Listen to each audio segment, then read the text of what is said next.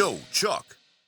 This video is going to be on Leetcode 268, missing number. The problem says we're given an array of nums from the range 0 to n, and we're asked to find the missing number in that range. So n is just the length of the input nums array. So for this first example, n is going to be 3. So you're going to have a range of numbers from 0 to 3, and you have to find the missing number within this nums array. So in this case, the answer is 2 because 2 is not contained from the nums array, basically. Same thing for example 2.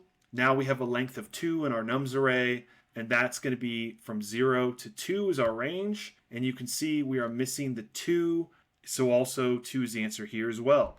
And then finally, example 3, it's a much longer array, but the same idea. You have a length of nums of 9. So our range is going to be from 0 to 9. Somewhere in there is going to be a missing number that the nums array doesn't have. So this is actually a pretty easy problem, hence it's considered easy. But we're actually going to challenge ourselves today, and we're going to do the follow-up, which wants us to use O of 1 space complexity and O of n runtime complexity. So typically what people do for this problem is they'll take their nums array they're given and they'll sort it. This is a perfectly fine strategy, and it's actually a pretty logical one to come to, because if you sort the array, you can now compare it against the range, right? So this array has a length of 5, so we know the range is going to be from 0 to 5, hence we have this range array over here. Now I can just loop over the sorted nums array and compare it to the variable that I'm using to loop over it with. Usually people use an I. So if I doesn't equal the current element that I'm on, I know that that's missing the missing number pretty much. So for instance, I'm going to start at 0,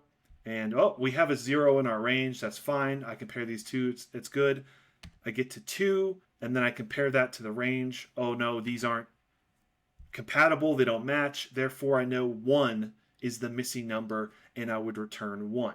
This is a perfectly acceptable strategy when trying to solve this problem. But recall, we are trying to solve this with our follow-up constraint of O of n runtime complexity. So using a sorted array like we're doing here would not work because JavaScript, the sort method, uses quicksort, which has a runtime complexity of O of n log n. So that is slower than O of n, right? So we need to do or find a different strategy to accomplish this task for the follow-up. So instead of thinking of sorting these array of numbers and then looping through them, since we're only missing one number in our nums array, we can actually treat our range in our nums as sums, right?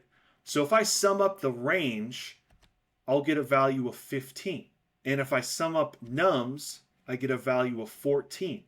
And because I'm missing one number, I can actually take the difference of these two numbers, and that will be my result every time. This is super simple, and it goes over a lot of people's heads because you just don't think of a solution like this, but it's a lot dumber a solution than you think it is. You're just summing up, and you only have to look for one missing number, so of course you can use the difference of these two. So with that said, let's hop over to the code.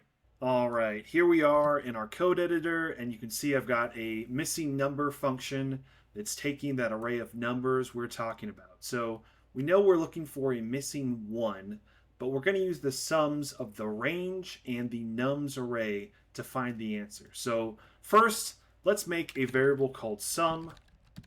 I'll set that to 0. Then I'm going to make a variable called total, which is going to represent the sum of the total of the range. And I'll set that to 0 as well. So for the first one, for just finding the sum of the nums array, we can just do a for loop and iterate over nums. I'm going to start I at 0 as long as I is less than nums.length. I'm going to increment I, and each iteration I'm going to add it to sum. So I'll just do it like that. And let's return the sum to see what we have so far. So if I run this code, I get 14 just like in our explanation. And let's just illustrate something here. I want to make sure you can see we're just adding individual values from the nums array. So that's good and dandy. Now I need to add the individual values of the range from 0 to n, where n is nums.length, which we've established in this case is going to be 5. So let's come out of this for loop. I'm going to make another for loop. Notice I'm starting at 0 again, but notice how I go from less than or equal to nums.length. Why am I doing this? Because I want to capture the very last value of that 5. So let me show you what I mean. If I console.log nums.i right here and run the code, I shouldn't do nums.i, I actually just want to do I. That's why it was giving me an undefined, because it would eventually reach nums at index 5, which doesn't exist. There's only a nums at index 4, that's the last one. So when I run this code this time, you can see that I'm outputting 0, 1, 2, 3, 4, and 5. So those are actually all the numbers that I want for my total. So let's add those to our total. Total. And then now let's return the total. It should be 15. Well, we'll have to add something to it. So it should be 15, it is. So now for our answer, all we have to do is take the total possible sum of the range from 0 to n, where n is the length of the nums array, minus the value in the nums array, which we've made sum. So now if I do that, I will be given the correct answer. Let's run this in Leetcode to see how it works. All right, here we are in Leetcode, and I'm just going to copy and paste this in, submit it. Pretty fast, as you can see.